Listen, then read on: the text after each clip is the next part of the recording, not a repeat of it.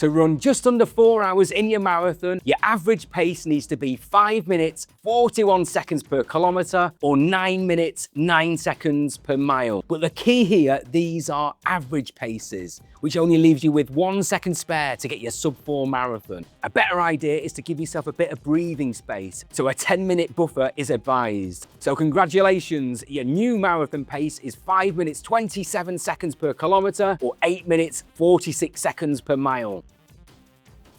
This really depends where you are right now with your running and where you're starting from. But a good standard benchmark is if you can run a 5K in about 25 minutes or a 10K in roughly 52 minutes or a half marathon near to 1 hour 54 minutes, you're ready to break that sub-4 in the marathon. And if you're not quite at those levels just yet, don't worry about it. Just add a few weeks, maybe a couple of months at your start of your training just to get yourself ready and build a base just to get yourself close to that level of running. Look at the training that went on previously. Look at the marathon itself. Sit down, analyze the good and the bad. What went well? What didn't go so well? What can you introduce into your training? What can you change? Maybe the runs were too difficult. Maybe there were too many runs. Or maybe you didn't get your fueling or sleeping right. Bring all those good and bad into this new attempt. And don't forget to zoom out. This is one marathon. Even if you don't make it this time, make sure you sign up to another one and give it another go. It's all about consistency. One day you will break that sub-4 marathon. It took me a few attempts to break it. And once I did, every single marathon afterwards, I've broken that sub-4 marathon because of the experience, the consistency. I know what works. I know what pitfalls to watch out for. And that's what training for a marathon and running is all about. It's all about experience and getting back up and trying again when it doesn't quite work out. You're not going to need much, but you're going to need a good pair of running shoes, maybe a couple of pairs. What most runners have is a rotation of shoes. Shoes for those easy or slower runs, a pair of shoes for those speed sessions, and you might want a pair just for race day. So these are typically only worn during your race, but maybe you can try them out on a couple of long runs just to break them in. And all the brands have very cost-effective versions. You don't have to go for the most expensive, and you definitely don't have to go for carbon plated. Nike, Adidas, New Balance have a range of running shoes that will fit all different levels of runners. And they'll be good for your feet and good for your pocket. And make sure the running shoes are comfortable and fit you properly. Get yourself down to a local independent running store where most of the staff will be runners, and they'll be able to advise you on which running shoes are perfect for you. Invest in a good GPS running watch. All the top brands, Garmin, Coros, Suunto, have very cost-effective versions. You don't have to splash the cash. You don't have to go for the most fancy. You can go for the base model.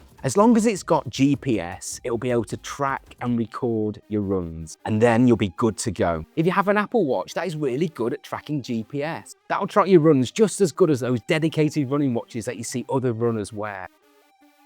So a typical marathon training block, especially for sub-4, lasts anywhere between 14 to 18 weeks. And in your attempt at breaking that sub-4, 14 to 18 weeks is going to be plenty for you to get ready, to gradually and safely build up the distance of your runs, and to introduce different types of runs to keep it really interesting. So by the end of the 18 weeks, you should be ready to break that sub-4. Most training plans for sub-4 will have you running for around about 5 days a week with maybe 2 rest days. Now these rest days may be completely rest days, or you may want to bring in some kind of active rest days. So this is where you can introduce some kind of cross training. That could be some light swimming, maybe cycling, or even walking. But you don't want to bring in anything too strenuous on your active rest days. You don't want to simulate running. You want to use different muscles, different parts of your body. 90% of my viewers are not subscribed to the channel. Make sure you don't miss any future sub-4 videos on the channel by hitting that subscribe button. And it really does help the channel. It helps promote the channel to other runners who are attempting a sub-4 too. Good training plans for a sub-4 will have you running a variety of different runs. A couple of speed sessions during the week. They'll have an easy run or two, and obviously they'll have the long run. So a typical training week will look something like this. You'll notice in this example, uphill repeats. They're really good. Uphill repeats use different types of muscles when you run. And because you're running shorter distances uphill, the benefits are almost identical to running longer distances on a flat road. It helps build your running form and your running posture. Uphill repeats are a great way to build strength. In every marathon where I've broken sub 4, the training has always included uphill repeats. Interval sessions, fartleks, or tempo runs. So interval training is to improve your speed overall. So basically you run faster for a bit, then recover maybe at a jog or a brisk walk or even a rest, and do it again for a set number of repeats, just to get a bit of speed in those legs. Some good examples: 16 times 400 meter run with a 90-second rest, 15 times 300 meters run with a 100-meter rest, or 12 by 2-minute run and a 1-minute rest. Intervals are really good speed work. Get speed in your legs over those shorter distances. So fartlek is a Swedish word meaning speed play, and that's exactly what it is. So maybe you want to run a little bit faster and then a little bit slower and mix the pace and intensity up. That's what a fartlek is. It's usually slightly longer than an interval session. Maybe you want to run 1K at a very fast pace and maybe the next 2K at a slower pace. It's a kind of unstructured speed work. It's entirely up to you at what pace you go at what stages of the run. 1 minute of faster effort and 3 minutes at an easy effort. If you're aiming for a sub 4, your pace in a tempo run should be faster than 5 minutes 41 seconds per kilometer. It just gets you used to running at marathon pace or above for slightly longer periods of time and distances. So maybe for 20, 25 minutes or 5K, easy run is exactly as it sounds. This is a run that should be done at a very conversational pace for 30, 40 or even 50 minutes. Sometimes there are recovery runs. These again are exactly what they sound like. So after a hard training session, maybe some speed work, a recovery run is done at a very slow pace. And then we have the staple of all marathon training, the long run. This is really important, especially when you're trying to break that sub 4 hour in your marathon. So don't ever skip your long runs if you can. When you start your training, your first few weeks, you'll be running anywhere between 10 to 15 kilometers. And over the weeks of training, this will gradually increase to around about 30 to 32 kilometers in distance. And don't be daunted at the start of your training when you see those types of distances on your training plan. As I mentioned, the idea of marathon training is to slowly, gradually, and safely increase the distance over the weeks. By the time you get to weeks 8, 10, and 12, you'll be ready to run those kinds of distances. If you're training for an autumn or winter marathon, that may mean you're running in the summer months, where it'll be hot and humid. Instead of running to distance, you may want to run to time. So don't think you have to run 32 kilometers on your last few runs if it's too hot to do so. So maybe run 2.5, maybe 3 hours for your maximum long runs in the summer. And the long runs should be done at a conversational pace. You shouldn't be trying to replicate the marathon in your long runs. But there's nothing wrong with introducing some marathon pace or above as you get more experienced and more used to those long runs. So maybe for your last 2 or 3, you might want to introduce 5 minutes 41 seconds per kilometer or faster, maybe for the last 5 to 8 kilometers. And this will just get your body used to that kind of pace over a longer distance. But the majority of your long runs need to be done at a conversational pace. It's really, really important to understand that. The idea is to build endurance. Also, it's a really good idea to introduce some core and strength exercises. Don't do these after a hard session. Reserve those strength and core exercises to the days when your running is lighter.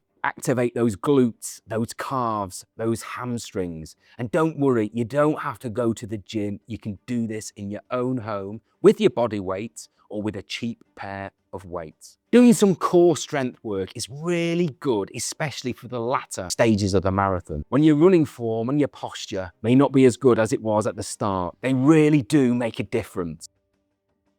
A lot of runners ask this: if I'm supposed to run 42.2 kilometers and I don't do it in my training, how do I know I'm going to do it on marathon day? Don't do it. Don't even think about doing it. Leave the marathon distance to the big day itself. Injury, the risk of injury, the further you go past 32 kilometers, increases. And you don't want to get injured during your training. You could be out for 4, 5, 6 or longer weeks. And recovery. When you go over 32 kilometers, when you're trying to attempt a sub 4, the amount of time you'll need to recover from that run could put you out of action for 2 weeks. Leave the marathon distance to the day itself. Don't worry about that last 10K or so, or that last hour. The adrenaline, the crowds, the excitement, the big day itself, and all of the training you've done will see you through. It's just not needed, and it's just not worth it. I'm not going to tell you what you should eat and shouldn't eat, but it's quite simple. Carbs before a run, protein after. Eat a good, balanced diet with plenty of fruit and vegetables. And don't forget your hydration. Drink water constantly throughout the day, and not just when you're thirsty. Add in electrolytes to your water if you're training when it's hot and humid, as these help replenish your vital ions and electrolytes that you lose when you sweat. Your body needs these because it helps prevent fatigue and cramps. You may also want to top up your diet and your nutrition with some supplements, maybe some protein powder that you can make a protein shake with, and creatine, the most researched running supplement on the planet.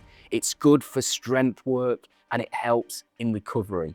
I've done a full 7-minute marathon fueling and nutrition video only just this week. You may want to check that out once you finish watching this one. So carb loading is pretty straightforward. 3 days out from the marathon, your meals should include more carbs than usual. So this doesn't mean you replace all your protein, fibers, fats with entirely carbs, but your plate should be about 80% of carbs. And you'll be reaching for the classics like white rice, bowls of pasta, and maybe pizza. Bear in mind, having a pasta party the night before may not suit your stomach on marathon race day. And if you can't get your carbs in by food alone, you may want to drink your carbs. So liquid carbs like energy drinks, fresh juices like orange juice and apple juice are really good at getting to those levels of carbs. And you want to be aiming for around about 7 to 10 grams of carbs per kilogram of body weight. Marathon morning, your breakfast should be really simple, something you practiced while you're doing your long runs. I usually have a couple of bagels with a bit of jam, maybe a banana,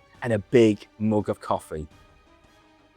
You may be running even splits, which basically means that every kilometer you'll be running exactly the same pace right the way from the start to the finish. While not impossible, it's extremely difficult to do. Sometimes at the start of the marathon, it's extremely crowded. Maybe the marathon's got lots of corners, or maybe a hill, or maybe you need to nip to the loo for an emergency break. There are many things that can stop you trying to get a marathon done with even splits. Negative splits. This is where you run the second half of the marathon faster than the first half. And this is the holy grail. This is what most marathon runners are trying to do. Again, very difficult, especially if this is your first marathon and your first attempt at trying to break sub 4. Asking a new runner or beginner runner to run 42.2 kilometers faster at the end than when they started is extremely difficult. Out of all the 12 marathons that I've finished, I have yet to do any in negative splits. What most marathon runners do, me included, is positive splits. This is where we run the first half of the marathon quicker than the second half. And yes, we may be clinging on to dear life at the end of the marathon, but this is more realistic. But again, whatever pacing strategy you decide on, these are the types of paces you want to get comfortable with. I'm not saying you need to run every single run at these paces, but by the end of training, you should be quite confident at running distances at those paces. Running a sub 4, you want to be refueling your body every 25 to 30 minutes. So that could mean, depending on the quantity of carbs in your gel, you could be taking an energy gel 8 times throughout the 42.2 kilometer distance. So make sure you practice with those gels or your carb drinks on your long runs. Start to believe that you're going to break sub 4. I'm not saying you need to shout from the rooftops that you're going to attempt it, but be confident in yourself. By the end of those weeks of training, you should be in a really good position to conquer sub 4. Positive self-talk on those long runs. Check the weather on marathon race day. Check the course. Does the marathon route have any hills, any tight corners, any tough spots that you may need to watch out for? Grab your bib, get to sleep early the night before, do all of your carb loading correctly. Nothing new on race day. Don't start the marathon too fast. Remember your whys and your mantras. Stay positive. Enjoy the moment. Don't give up. You can break the sub 4 marathon. Think of all of the training that you've done. Keep going when it gets tough. Finish strong. Celebrate at the end. My name is Paul. This is Run in the Sun. I hope you enjoyed watching that video. If you have, give it a like, give us a comment down below. But until the next one, I'll see you very soon.